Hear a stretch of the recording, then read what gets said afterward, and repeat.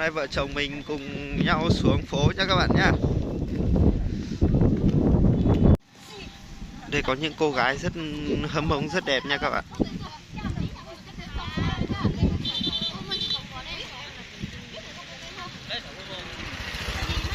Các chị các em rất xinh gái nha các bạn.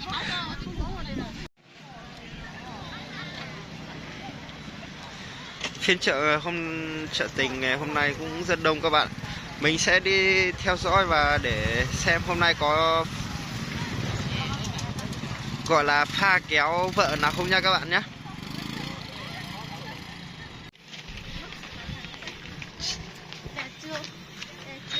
Sau những hội xe sán và những chợ tình thì hội xe sán vẫn đông hơn nha các bạn nhé. Nhưng mà tạm thời là dịch ra nên là hội xe sán là không có các bạn.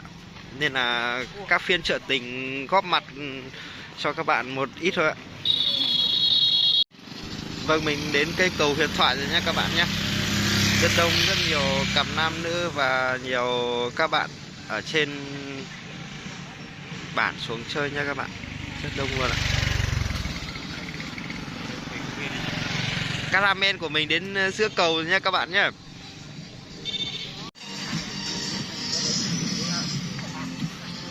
Rất nhiều các bạn và trai tài gái sắc nha các bạn nhé. Rất đông vui luôn ạ.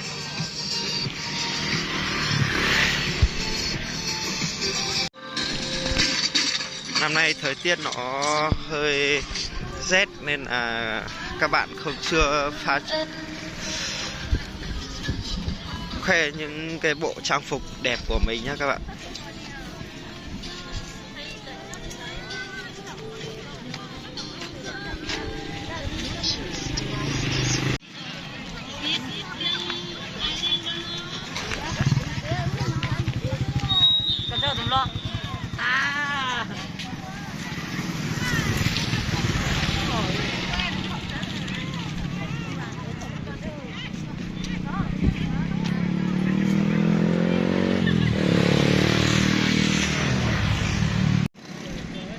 Đây là cây cầu Huyền Thoại nha các bạn nhé. Nếu mà thời tiết nó không lạnh thì rất nhiều người xuống dưới luôn đấy. Nhưng mà hiện tại là trời nó đang rét các bạn. Nên là không ai đi xuống nữa. Có những cô gái Mông rất xinh đẹp nha các bạn.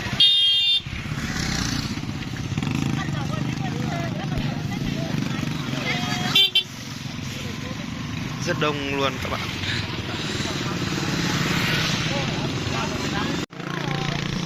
Bên này đông này bạn ơi, ở bên trên cầu là không có ai nha các bạn. Nhưng bên dưới này rất đông luôn ạ.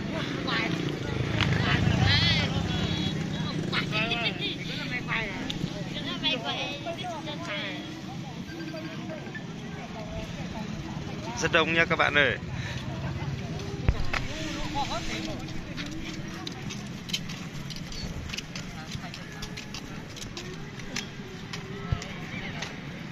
Mình sẽ zoom lên cho các bạn xem các bạn ấy đang làm gì ở dưới cầu nha các bạn nhé.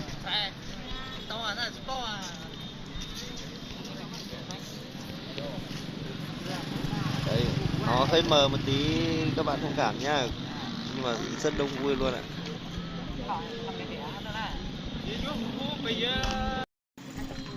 Có những chị em mặc bản sắc dân tộc đang đi chơi chợ rất đông nha các bạn nhé. Này gọi là chợ tình Cốc Ly nha các bạn nha.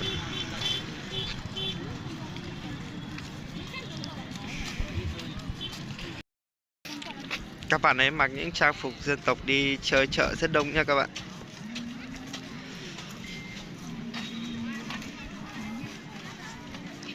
Ở những phiên chợ là mình có hay quay trang phục dân tộc ấy các bạn. Đấy, chị em là đi chơi chợ để sắm Tết nhưng cuối năm là những trang phục như này nhá các bạn nhé.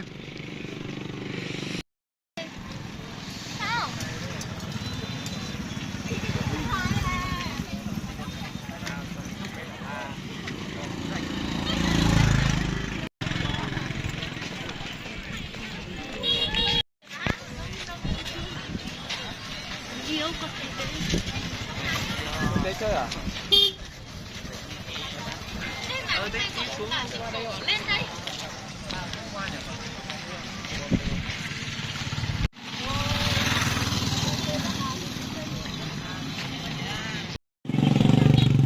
là quang cảnh ở dưới cầu Tình Yêu nha các bạn nhé. Rất đông và vui luôn ạ. Rất đông các bạn ơi.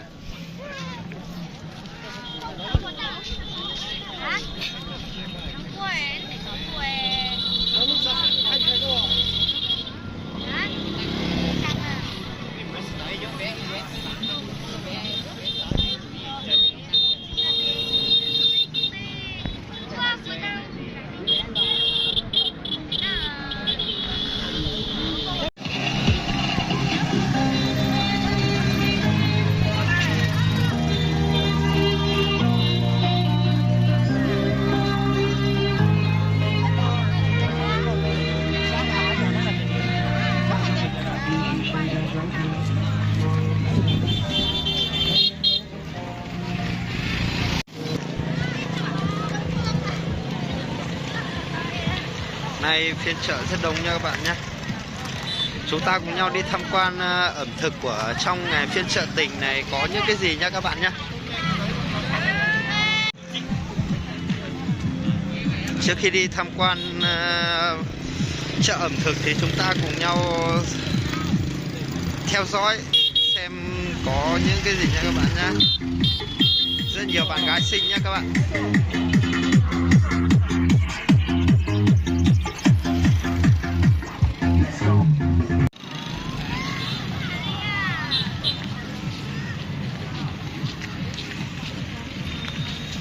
Có những cô thiếu nữ mặc quần áo rất đẹp nha các bạn.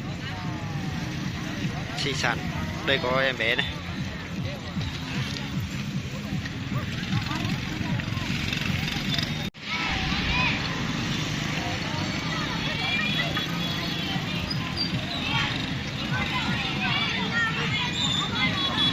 Rất đông vui nha các bạn ơi.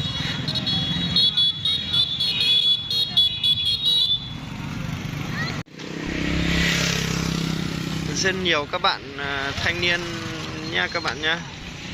Mặc váy rất xinh này.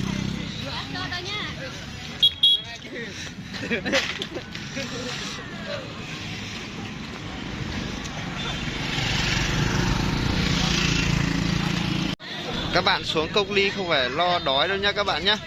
Ở dưới này rất nhiều ẩm thực luôn các bạn ạ. Chị ơi, cốc bao tiền ạ? 10.000 cháu ạ.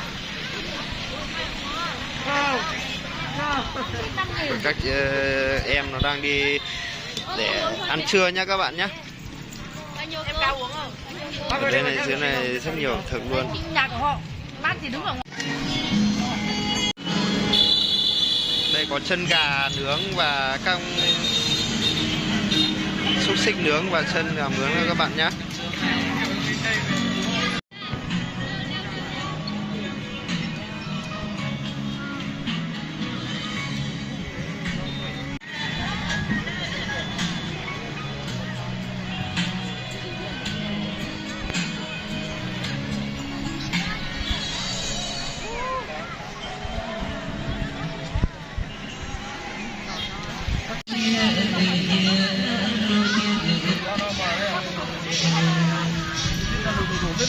Đây có xúc xích và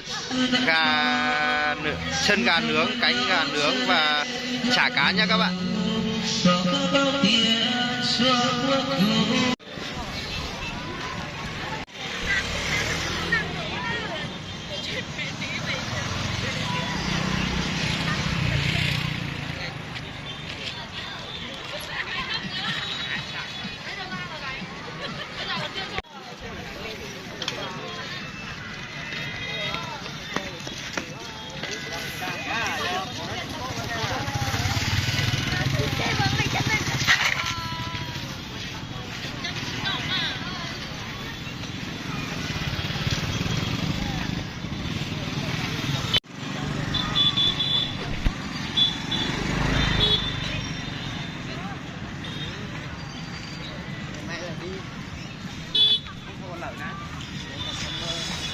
Hiện tại là 12 giờ trưa rồi các bạn.